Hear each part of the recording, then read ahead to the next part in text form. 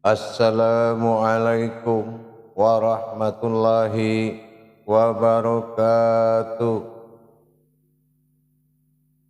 Alhamdulillah, alhamdulillahi rabbil alamin. Assalatu wassalamu ala asrafil anbiya'i wal mursalin, Sayyidina wa maulana Muhammadin. Asyhadu an la ilaha illallah wa asyhadu anna Muhammadar Rasulullah. Allahumma salli ala Sayyidina Muhammadun musyabihil wal ikram, ya wal jalil wal ikram. Subhanal malikul quddus, subhanatil izzati wa azzamati wa haibat, wal qudrat, wal sultan, wal kamal, wal jamal, wal kibriyai, wal ijabarut. Wa la ya'futu wa la ya'budu abda. Suhubukum kuddus surabuna wa rabbul malaikatihi wa ruhi.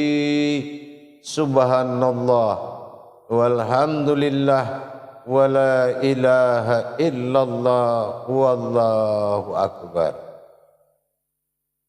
Wa tahirin wal mujahidina amma ba'du.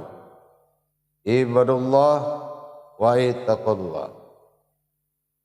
Bersyukur kita kepada Allah dengan mengucapkan Alhamdulillahi Rabbil Alamin atas segala karunia, limpahan rahmah dan hidayahnya, serta dengan izinnya juga kita dapat menjalankan amanahnya, beramal dan beribadah, zahir batin dunia dan akhirat. Bersalam kita tidak akan pernah kita lupakan. Marilah sama-sama kita panjatkan kepada junjungan kita Nabi Allah, Nabiul Akhirul Zaman, Rasulullah Muhammad sallallahu alaihi wasallam. Atasnya kalimahnya kita kalamkan bersama-sama dengan membacakan Allahumma salli ala Sayyidina Muhammad wa ala ali Sayyidina Muhammad.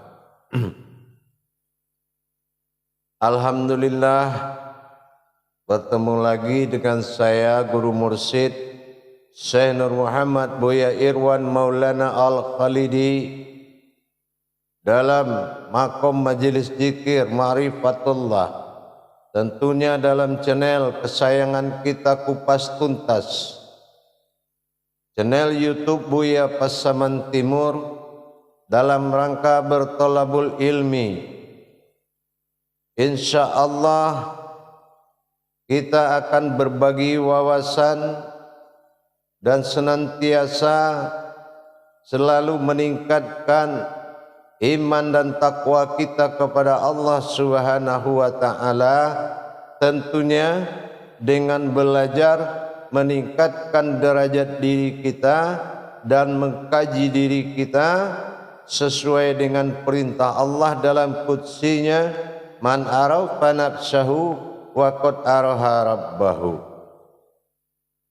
Tetapi di dalam pengenalan diri tersebut ada hal-hal yang wajib kita ketahui, bahwasanya hakikat bertuhan itu tidak semudah apa yang kita pikirkan.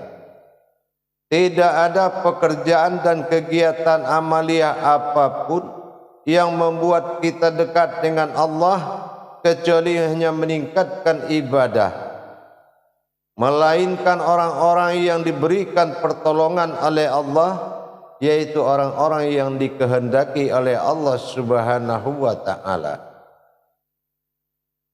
Berbicara mengenai pendekatan diri kepada Allah, bagaimana hakikat yang dikatakan bertuhan kepada Allah?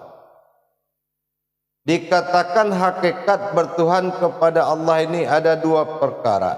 Yang pertama dinamakan dengan syahadah langsung. Yang kedua dengan syahadiyah tidak langsung. Nah, yang mana yang dikatakan dengan syahadah? Yang dikatakan dengan syahadah itu adalah syalu ala min tawaf, yaitu bergerak dan kemanapun bergerak-gerik dengan Allah semata. Dan yang kedua adalah dikatakan dengan syahadiyah. Apa yang dikatakan dengan syahadiyah? Syahadiyah itu diatur oleh waktu atau tidak langsung. Beribadah tidak langsung kepada Allah diatur oleh waktu dalam 5 waktu, yaitu sholat. Nah, hal ini pernah kita kaji. Tetapi yang lebih penting dari itu bagaimana? Yaitu yang lebih penting dari itu adalah la maujudun illallah, yang selalu tidak ada lagi yang maujud di dirinya melainkan kodrat Allah semata. Nah, kalau kesadaran kodrat Allah semata ini semakin bagus, kodrat Allah, kodrat aku, kodrat Allah sendirinya, sampai pada 7 sifat dihimpun dalam tajalli al-haqqullah menjadi diri halus yang tidak zat dan nur, maka ini yang dikatakan mendekatkan diri kepada Allah. Artinya diri itu terhimpun lama-lama kembali kepada Allah. Dalam hal ini kita akan berbagi wawasan tentang bagaimana hakikat bertuhan dalam kalimat inna lillahi. Nah, inilah kalimat inna lillahi ini adalah kalimat saud maksani yang mana wajib dijadikan dengan makna yang sangat banyak. Jadi inna lillahi ini tidak hanya dilihat dari orang yang telah hajal sama atau orang yang telah meninggalkan dunia ini, tetapi dikatakan inna lillahi memiliki arti yang banyak, tergantung kedudukannya. Kalau kedudukannya bertuhannya itu dalam prasangka kecil atau dalam kemampuan kecil, maka inna lillahi akan melahirkan makna yang kecil. Kenapa? Inilah yang dikatakan pembahasan tentang hijaiyah tadi. Kalau kita ingin tahu kodratnya, hijaiyah ini menampung kajian kodrat, yaitu huruf. Jadi kalau kita sudah paham bagaimana yang dikatakan innalillahi, kadang-kadang kalau ada orang tidak paham innalillahi ini, maka dia kadang-kadang dia berpikir ingin mendekatkan diri kepada Allah. Nah, diri mana lagi yang dia harus dekatkan? Dan Allah mana lagi yang tempat dia mendekatkan? Nah, ini berarti antara diri dengan Allah ini belum terhimpun berupa alif dengan alif. Alif inna lillahi, diawali alif, diakhiri alif. Artinya aku asalnya engkau dan akulah akhirnya engkau. Artinya apa? Ini maknanya sangat banyak sekali. Tergantung kita memahami dan mengetahui kajiannya.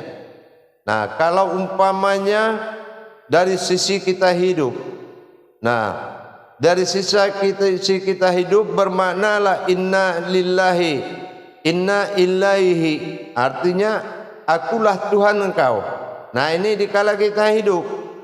Jadi kalau aku Tuhannya engkau, berarti inilah tumpuan dari segala perbuatan zahir dan batin kita. Nah, tapi kalau umpamanya inna lillahi, nah lillah artinya kepada engkau kembali.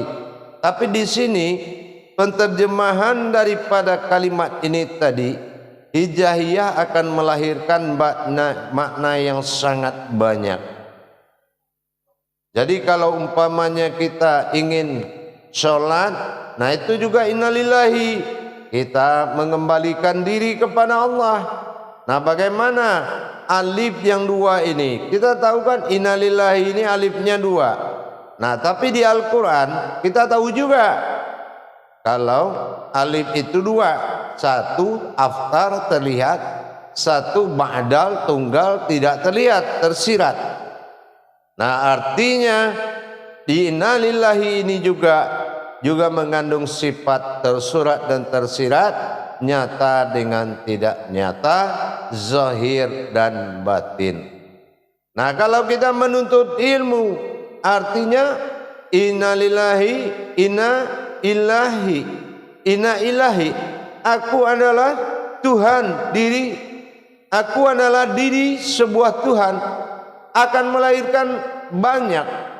Inna lillahi, seharusnya itu sudah pandangan yang sangat meningkat.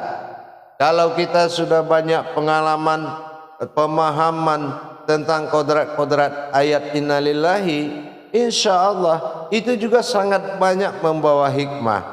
Jadi kalau umpamanya kita sholat innalillahi, ya, tapi kalau wa inna ilaihi raji'un, itu cara pengembaliannya. Nah, pengembalian dari alif ke alif tadi. Nah, bagaimana? Tergantung lagi kembali kepada kedudukan keilmuan kita, kedudukan derajat dan pengetahuan kita. Nah, kalau kita pengembaliannya hanya sebatas dari Allah aku tercipta, kembali Allah aku diciptakan, kembali kepada Allah, dari tanah aku jadi, ya sampai di tanah, ya sampai di tanah selesai. Tapi kalau umpamanya kita kembali inna ilahi, inna ilahi. Nah, kalau hi ini jatuh kepada waruhi, yang disebut dengan ruhi. Ruhi adalah ruh Allah yang ditiupkan kepada zatnya, kodratnya adalah Muhammad. Rohani namanya diri. Nah, ini kembalilah sir, diri yang tersirat, dari diri yang tersurat kembali lebur menjadi yang tersirat. Nah, ini kembali. Jadi kalau ini dijadikan suatu ilmu yang barokah, maka kita lihat mana alif aktar pada diri kita yang nyata, alif ba'dal tunggal yang tidak nyata. Yang tidak nyata apa? Kenapa? Semuanya maujudnya itu kan manusia. Maujudnya itu kan kembali ke kitanya, ke manusianya kembali. Nah, jadi kita lihat maujud, aftarnya nur kasyah atau adalah sifat nyata bagi jasad kita. Nah, lihat, ya kan? Nah, sementara ba'dalnya wahid tunggalnya tadi, ini ilahnya, ini kembali kepada sifat rohani. Jadi di sini kelihatan zahir dan batin. Inilah yang alafa. Kenapa dinamakan dia alif? Alif itu berasal dari hukum hijaiyah, alif lam fa, artinya alam batin. Nah, alam batin itu apa? Berarti ada batinnya, tersiratnya alif itu di dalam tersuratnya. Ada yang tersirat di dalam yang nyatanya. Nah, yang tersirat ini seperti yang dalam bismillah. Bismillah itu alifnya tidak terlihat. Nah, ininya namanya ba'dal tunggal. Nah, inilah titian kajian diri. Nah, ini sifatnya ilahinas. Nah, tapi kalau aftar itu sifatnya adalah Rabbil Alamin. Nah, itu sifatnya Rabbil Alamin, daripada sekalian alam, Tuhan daripada sekalian alam. Nah, jadi kalau kita memasangkan inna lillahi, nah, jadi kalau kita mengkaji dan memulangkan diri kita saat mau tidur, saat mau kemanapun bepergian, inna lillahi wa inna, dan sesungguhnya saya ilaihi, berasal dari Tuhan, ruhku ji'un, dan kembali kepada batin, lenyap di situ. Nah, setelah lenyap kita berjalan. Nah, itu. Jadi kalau sudah ini yang dinamakan dari Allah kepada Allah, inilah yang dikatakan dengan wa huwa ma'akum aina ma kuntum, al-hadid ayat 4. Nah, itu yang dikatakan bagaimana dengan Allah selalu dimanapun berada. Dimanapun engkau ada, di situ ada aku. Dimanapun kamu berada, di situ ada aku. Nah, inilah alif tadi, inna lillahi. Jadi kalau umpamanya kita dalam menjalankan hajat, atau ingin bepergian, atau ingin tidur, selalulah kita di dalam kandungan Allah Subhanahu wa ta'ala, di dalam lamunan kulimahnya inna lillahi wa inna ilaihi raji'un. Itu menyatakan hakikat sir hayat gaib, artinya hilang. Nah, artinya tinggallah zahir di situ, yaitu zahir batinnya Allah. Artinya batin yang terlihat, itu zahir itu. Zahir adalah batin yang terlihat. Jadi kalau kita selalu di dalam inna lillahi, makanya kalau ada yang meninggalkan dunia ini, nah di sini banyak pemahaman.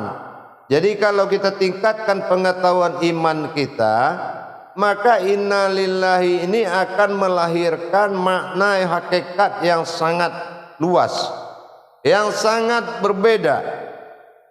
Tapi kalau kita hanya mengetahui inna lillahi itu orang meninggal, ya, wa inna rajiun masuk tanah, sangat dangkal ilmu pengetahuan itu.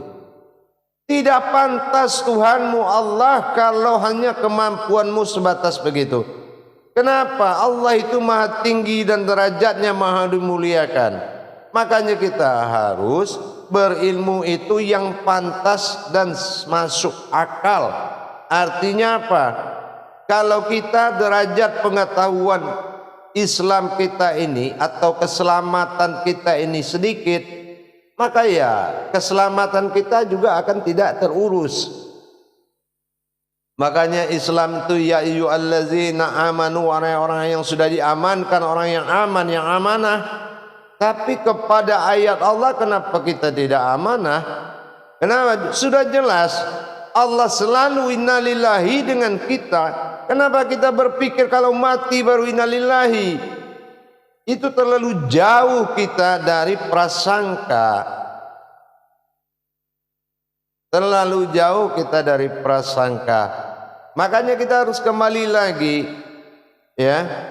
Boleh kita memiliki suatu masukan pemahaman, tapi tidak boleh keluar dari pemahaman Allah.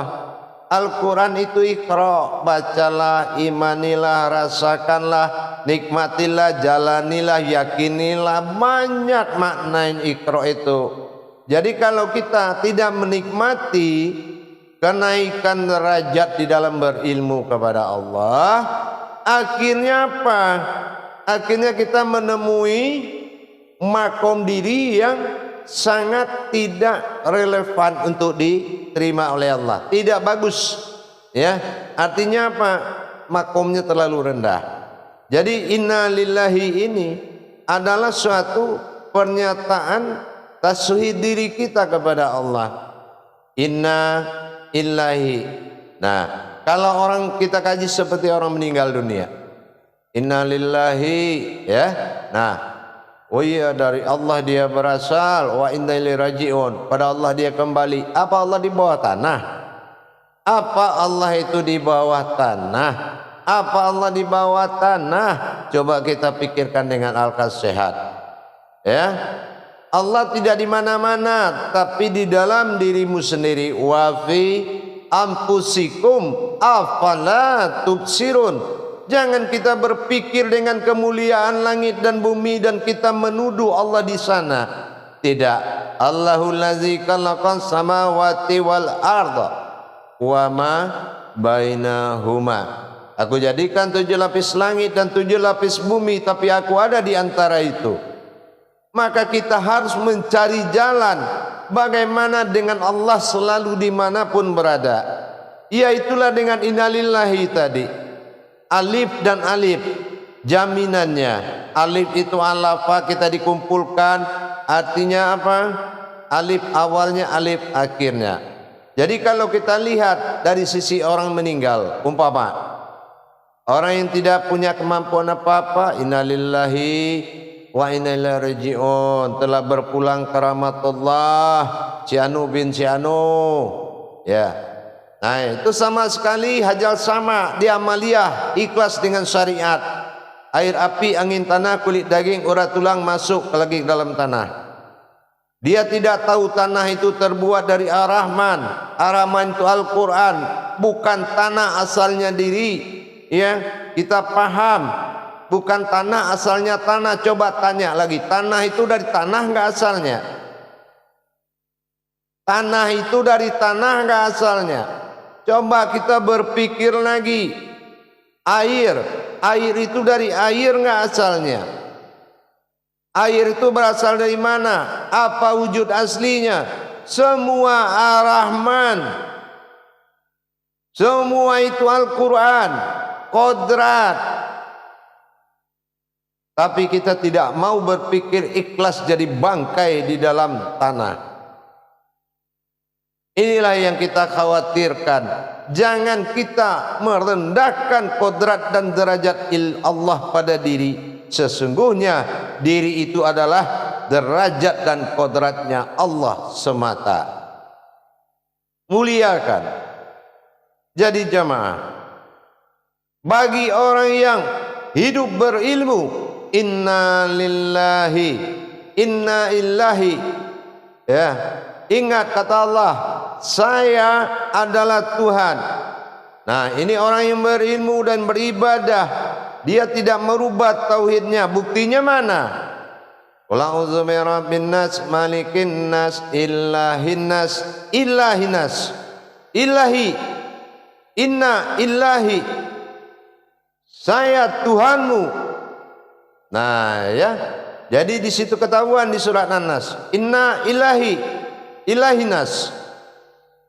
Tapi bagi orang yang menjiwa dan raga Allah bagi dirinya, dia memakai inna ilaihi, ya, aku adalah kehidupan Allah, aku adalah hakikat Allah, inna ilaihi. Nah, ada hidup di situ. Nah, tapi kalau dia meninggal, orang yang selalu dalam kodrat Allah, bunyinya bukan berpulang ke rahmatullah maknanya, tapi inna lillahi, Allah Tuhan asal dirimu, maka kembalilah kamu kepada Tuhan dan menjadi Tuhan. Itu bagi orang yang selalu menjadi zahir dan batinnya Allah dalam dunia dan akhirat ini.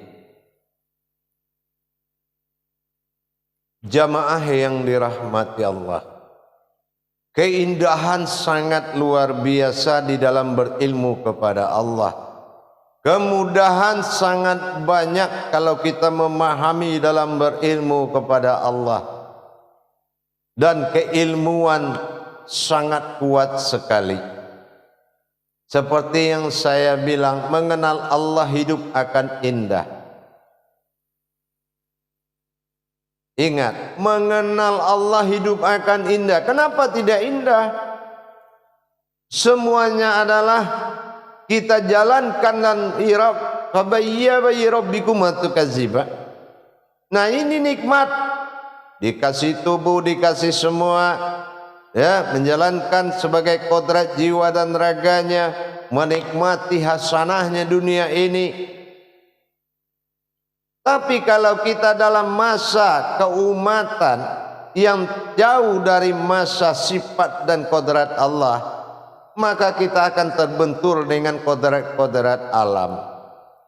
Kita akan terbentur dengan kodrat alam, karena kita adalah perjalanan batin dan sirnya Allah. Batin kodratnya alam, sir kodratnya Allah. Inilah Rahman dan Rahim. Jangan tidak memiliki kualitas ba alif sin, ya. Jangan tidak memunculkan kodrat wujudnya Allah di dalam menjalankan sir dan batinnya Allah di dunia ini, yaitu rahmat dunia, rahmatnya alam, nikmatnya dunia. Jadi kalau kita tidak menjalankan rahmat dan nikmat ini, kalau kita tidak mendapatkan hakikat diri kita kepada Allah, semuanya selalu dalam benturan. Jadi kalau kita sudah innalillahi, berarti kita sudah dalam kandungan zat dan sifatnya Allah. Jadi kita tingkatkan jamaah, para hadirin, pemirsa dimanapun berada, mencari kehidupan Allah. Di dalam diri itu ada 3, ya. Kita buktikan. Pertama ada qayyum. Qayyum itu yang menghidupkan. Itulah Rabbani, batin, nyawa bagi diri. Yang kedua adalah khayyum. Khayyum itu yang hidup. Yang hidup ini adalah zat. Zat itu adalah ruhi wa rohani. Itulah Muhammad. Nah, rohaninya Muhammad. Nah, yang ketiga adalah hayat. Hayat itu hidup. Hidup itu nuraninya Allah. Inilah diri kita, jasad, alam. Inilah kehidupan. Jadi hayat, hayyum, khayyum. Hayat, hayyum, khayyum. Inilah. Bagaimana tidak innalillahi. Nah, dilihat ke dalamnya. Ya kan? Di sini ada Rabbani, rohani, nurani. Dilihat di dalamnya lagi. Ada batin, ada sir, ada wujud. Semuanya itu adalah sirnya Allah. Mewujudnya adalah rahasia Allah, dinamakan batin atau persembunyian. Inilah aftar. Jadi kalau kita sudah mendapatkan hakikat seperti itu, berarti kita tinggal menyadari dengan kesadaran yang paling tinggi. Hadirin jamaah dimanapun berada, jangan persulit pemahamanmu. Kenapa? Karena kamu belum mendapatkan hakikat yang sebenarnya. Kalau kita sudah ingin belajar hakikat, berbanyaklah berdoa agar Allah berikan petunjuk kepada kita. Cari pemimpin diri kita, cari ahli diri kita.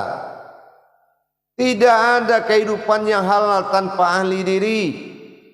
Nah, coba kalau sudah seperti itu innalillahinya, berarti kita berpikir nih jamaah, ya Allah, inilah tantangan yang depan. Alif asal diriku, aku akan kembali menjadi alif. Artinya apa? Tuhan asal diriku akan kembali kepada Tuhan. Bagaimana kembalikan alif kepada alif, tidak ada bersekutu sedikit pun. Bagaimana caranya kita mengembalikan? Sudahkah kita paham? Lihat ke belakang keluarga kita, lihat anak, lihat istri, ya, atau istri lihat anak-anak kita. Kita aja tidak bersama Allah. Bagaimana mereka bisa kembali kepada Allah? Kita ini tidak bertuhan kepada Allah. Bagaimana mereka bisa beragama? Kita ini tidak kenal Allah. Bagaimana dia bisa berilmu? Nah, kita harus mencerminkan diri kita kembali. Dan kita harus benar-benar meningkatkan kemampuan bertuhan kita. Begitu besar di depan kita. Dia keadaan yang harus kita hadapi. Harusnya kita sudah gelisah.